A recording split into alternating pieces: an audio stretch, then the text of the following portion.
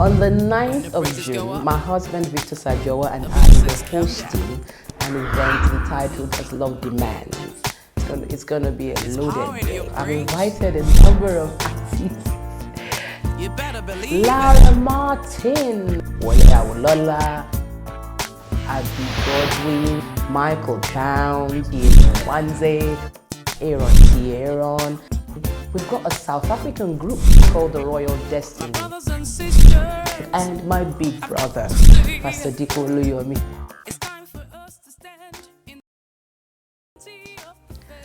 My name is Shola Victor-Sajowa. I'm a born-again child of God. I'm married to my husband of 18 years with 3 wonderful children. I'm a worship leader. Worship is what I do. That's my lifestyle. It's my expression of love to my Father God for who He is and all He's done. That's who I am. Worship is my life. Take my life as a living sacrifice. Living sacrifice. All my dreams, all my plans, Lord, I place them in your hands.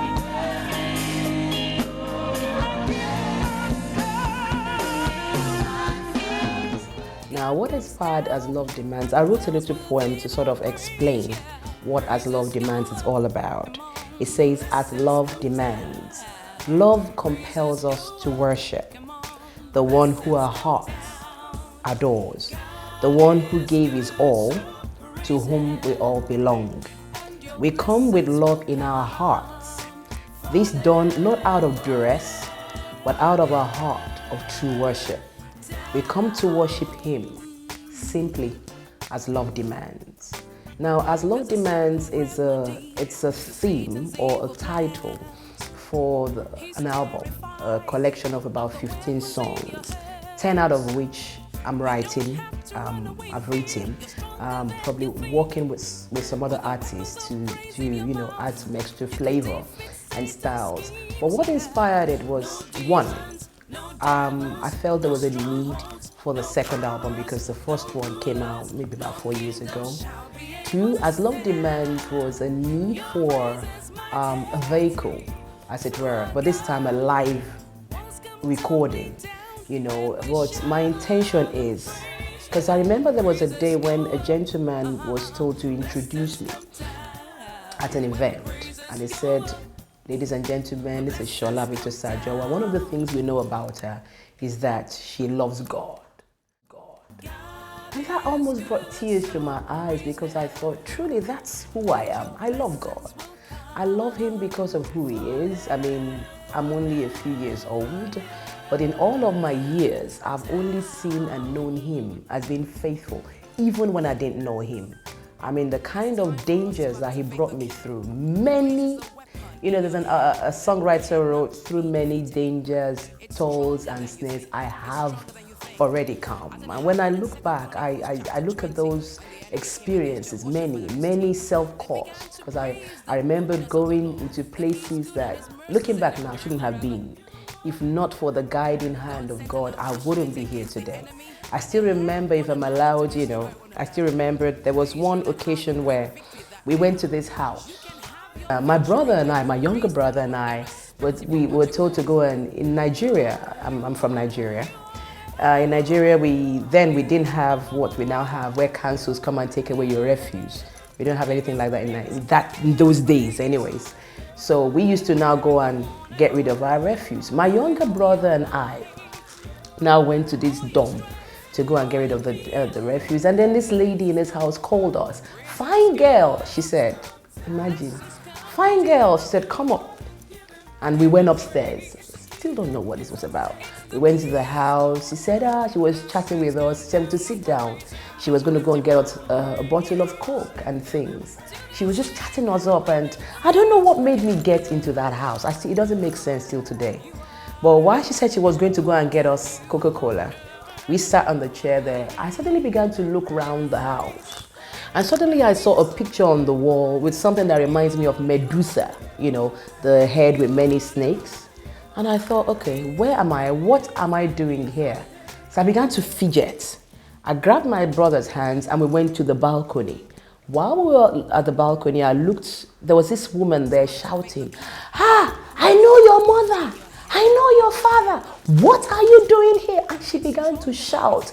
It was like something switched up in my mind, like, okay, now it looks like you're not where you are is not where you're supposed to be. So I grabbed my brother's hand. As God will have it, she didn't shut the door. We opened the door and we ran as far as our legs could carry us. Now, the lady who was shouting, I have not seen her since. I guess she was a black Nigerian angel or something. And, you know, that got me out of that situation. That lady who invited us to the house actually came to my house and I wanted to invite us back again. I began to now shout at her because something in me made me realize for that woman to be screaming like that, those guys are dangerous people, I thought. Shortly after they moved away from that area, we never saw them again. So when I think of those things, moments that I would have died, I mean, various experiences, it makes me love God the more that somehow He has been that guiding hand, that person, that being, that God, my Father, who has always guided me. So this now is an opportunity for me to verbalize how I feel, what my experiences are, albeit through the vehicle of songs. So as love demands now is now talking about my love, as love requires, love for Him requires that we sing this, that we come together to worship. So that's what inspires the whole As Love Demands title. God of Shola, He will never fail you. He will never leave you. Never let you be put to shame. No matter what anyone says, no matter what the doctor says, no matter what the lawyer says, no matter what the accountant says. Now, As Love Demands is going to be held, like as it were, in a live recording format because I began to get requests from people or comments from people, even those who I look up to. People like, one of them is my big brother, Pastor Dipo Luyomi. And he said to me, "Shola, your first album, I like it. Very good." He said, "Your next album has to be a live recording." He said, because when you do a live recording, it captures who Shola is on stage. It captures the live, what happens live, you know. And he and other people were saying that, you know, it carries you're able to capture the atmosphere, what happens when you lead worship, what happens, how people respond and things, as opposed to when you go and do a studio recording, which is it can be a bit restricting. The album As Love Demands is for everyone. Everyone who wants to work on their relationship with God, who wants to, you know, because my desire really is for everyone, you know, to become a God lover.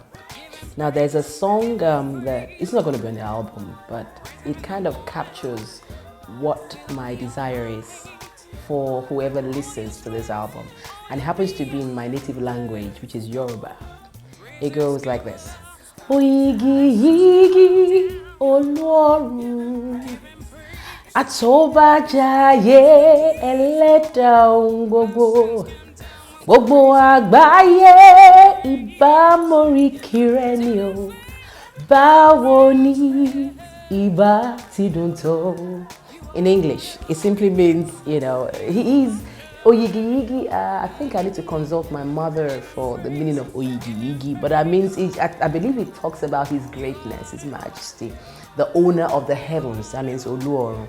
It says, if the whole world could know your praise, oh, how awesome, how beautiful, how sweet it would be.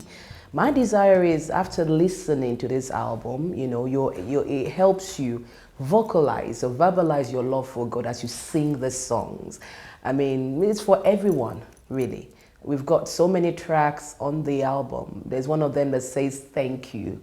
Thank you there's some tracks like No Stones, Elerini, which means fearful in praises. We've got Ebubedike. Now, Ebubedike, I remember there was a time this word just kept swirling. It kept going round and round in my spirit. And because I watch Nollywood a lot, well, I don't want to say a lot, but I watch Nollywood. And I know when I watch the Igbos are from the eastern part of my country, Nigeria. When I watch the Igbo films, they call people Ebubedike. So I asked one of my Igbo friends, what does Ebubedike mean? He said to me, it means mighty warrior. And that really captures who God is to me. He's a mighty warrior, the one who fights my battles. And I come out testifying, but really, he fights the battle. And when you read the scriptures, it talks about how he fought for his children. So a number of the songs, anyway, it helps the listener understand or see God in his different ways as Ebubedike, mighty warrior. There's another track on the album that's entitled No Stones.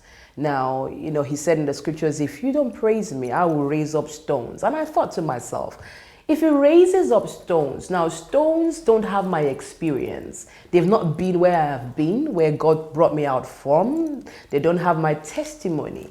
Only I can praise God from my standpoint and from who he is. So there are different tracks there which is relevant to every living person. You know, we're doing different styles, not the same style, different styles and flavors. So the album is for everyone. On the 9th of June, my husband Victor-Sajowa and I will be hosting an event entitled As Love Demands. Now, what it is, on the 9th of June, it's going to be a loaded day. From 2 p.m., we're going to have a time of praise and worship, great times of prayer, and my husband, Minister Victor-Sajowa, will be presenting his debut book entitled The Joseph Generation. He's given me the privilege to do the prayer points on the book, so it's more like his baby, but he's dragged me in to do a bit of writing in there. So yeah, on the day we're going to be doing his book presentation, where he will come and tell us about what the book is about, what made him write the book. And from somebody who's read the book, I'm telling you, it will bless you. Seriously, it will bless you. So, and then times of fellowship from later on in the evening.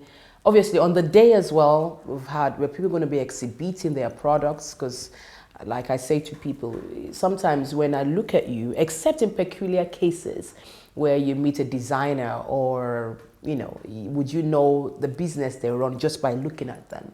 But so we've granted some people opportunities to come and exhibit their products. We also have goodie bags, which we give out at we'll be giving out at this event.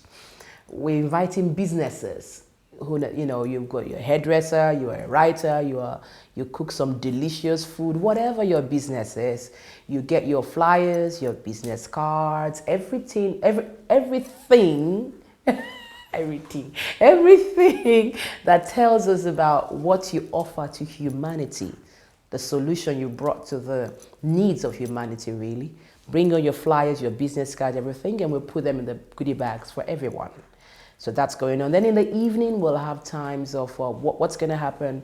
I've invited a number of artists to come around to minister.